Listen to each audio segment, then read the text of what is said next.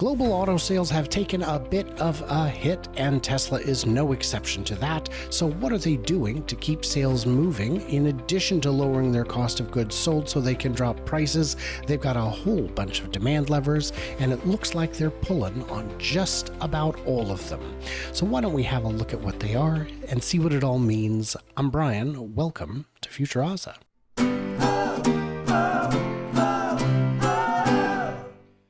I'm joined today by the Randy Kirk. Not a, but the Randy Kirk.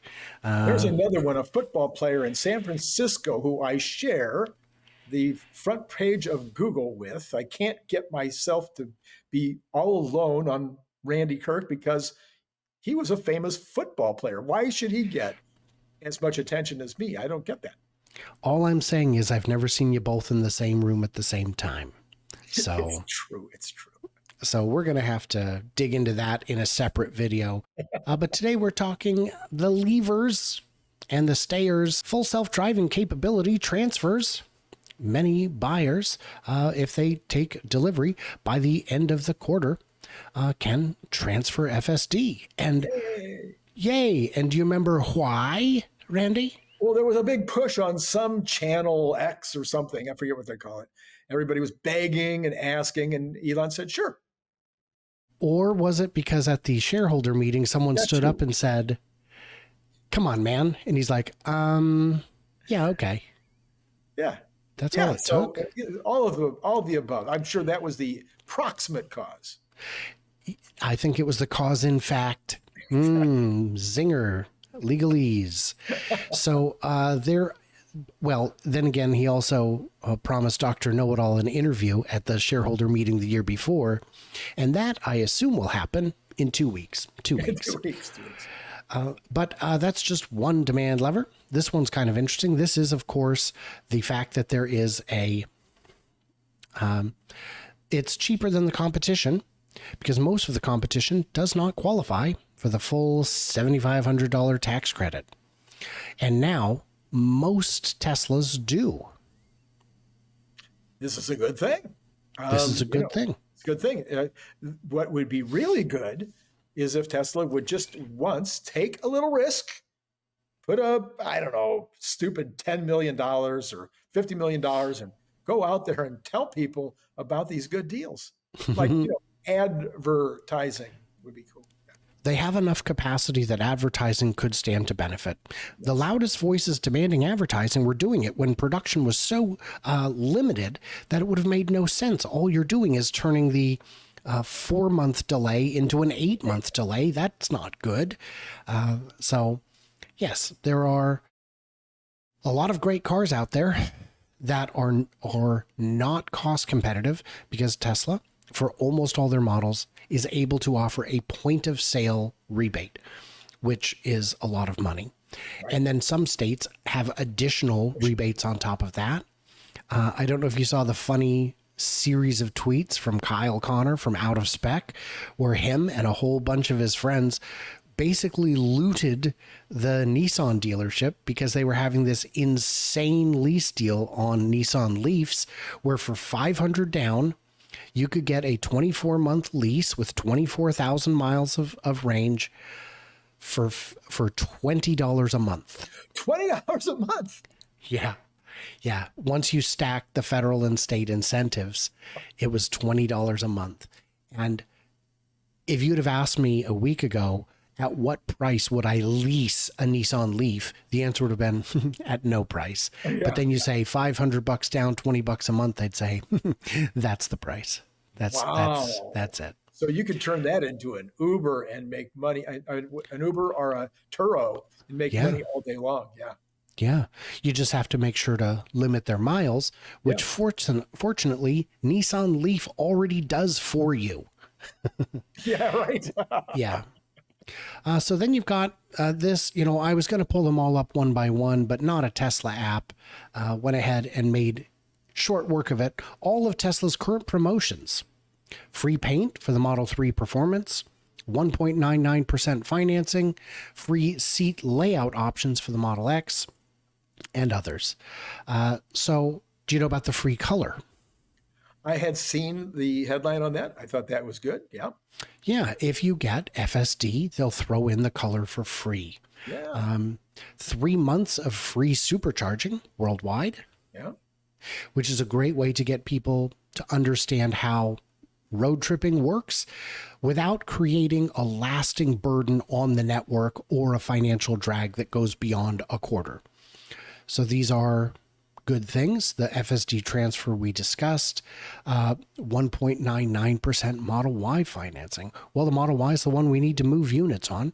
So let's move those units. That's right. Free paint for Model 3 Performance and free seat layout. And I felt like there were others. Guys in the comments, what are the other ones that we are somehow forgetting?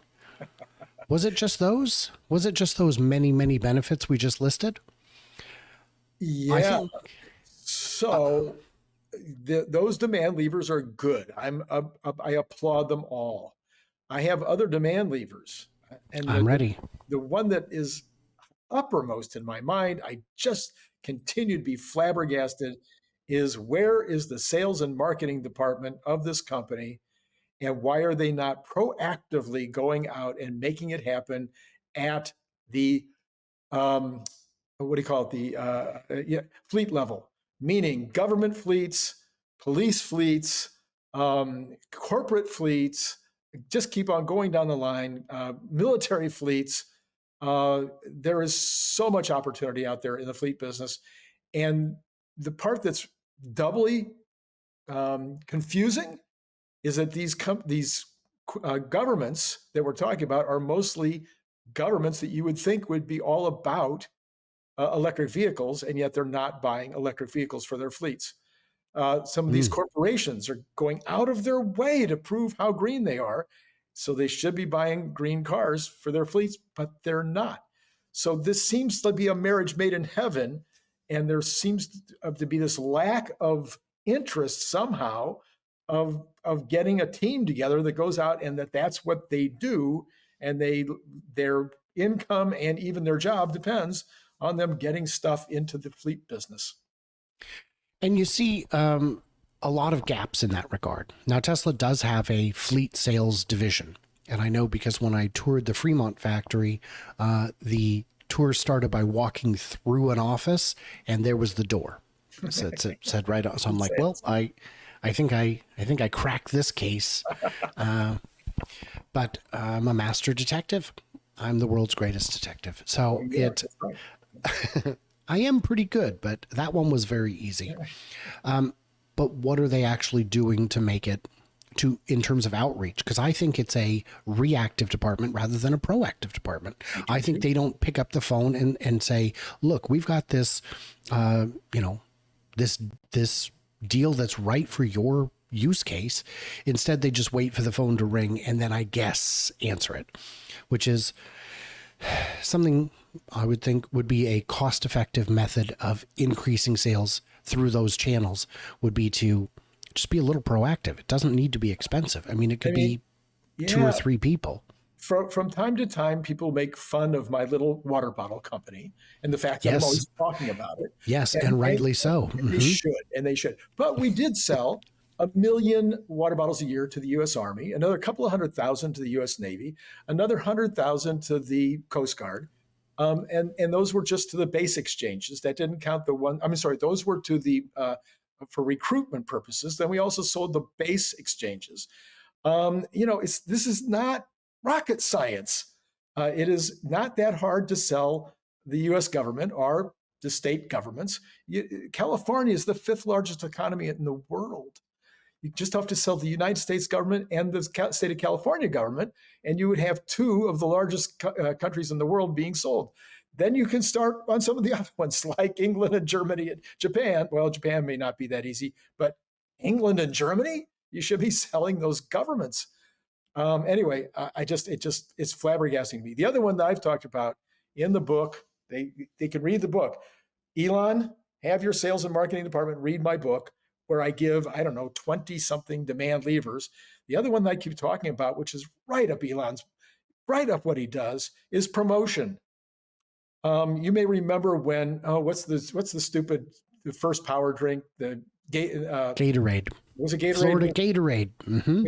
I think it was after Gatorade, the first really Monster. Monster. Oh. They put people on the campuses.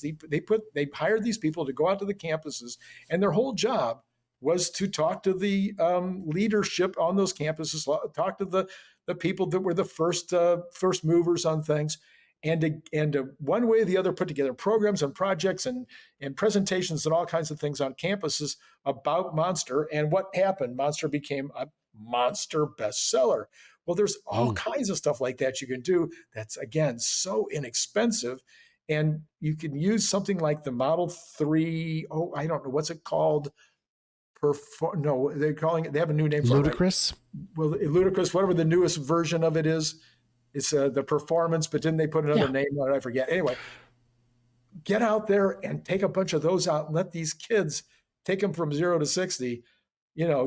I think you'd have them lined up on the campus wanting to do that deal. But it goes on and on and on. There's so many other demand levers that could be pulled when you have a slight lack in the demand department. One thing I know I had talked about, I don't remember, but I think you might have been there when the conversation happened, was take the plaids on tour, do $20 rides with all the money going to charity. So you weed out all the people who just want to drive a car for free. Make it 20, make it 40, do a little track day where they get to drive around some cones and tear it up. And it would be a fantastic promotion. It would absolutely get butts in seats. It would be good for the brand. And you give some money to charity while advertising. Not advertising, but marketing. My kids bought me that package for Ferrari. Went out, as an old man, a very old man, I went out and drove a Ferrari around those cones. But it was $100 for about a 15-minute fun time. Well, Tesla doesn't get to keep the money. I'm just saying. It's a thing. You're right. It is a thing. Oh, it's absolutely a thing. And 100 is pretty reasonable. They might have gotten that on Groupon. I did, probably.